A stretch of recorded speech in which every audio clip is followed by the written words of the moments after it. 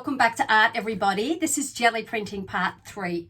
So this time we're going to be looking at household objects, textural objects that you could use on a jelly plate.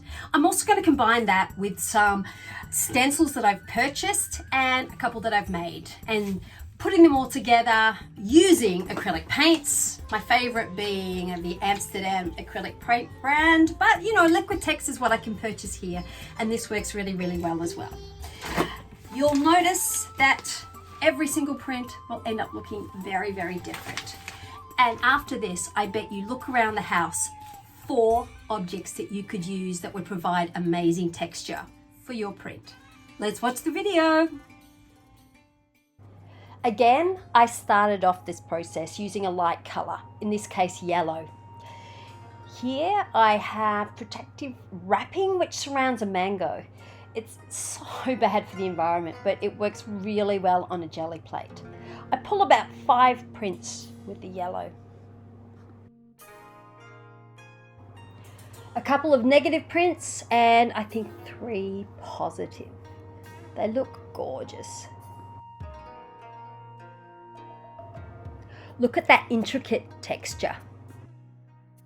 My next color was blue. Now it's a really warm and very humid day here, and this somehow affected my paint, so I had to put double the amount on just for the blue color.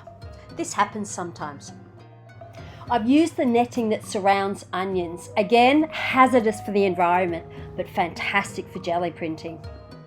Don't know about you, but I have a few bags of beautiful, gorgeous textural stuff that I find that I want to save and think one day I'll use for art. So with my red acrylic, I'm using corrugated cardboard and bubble wrap plastic. My favourite prints tend to be the last couple of a series because they get lighter, they fade a bit, and you can see the details so much more clearly. With the green, I have used a stencil that I've had for ages and a piece of lace. Lace and fabric work amazingly.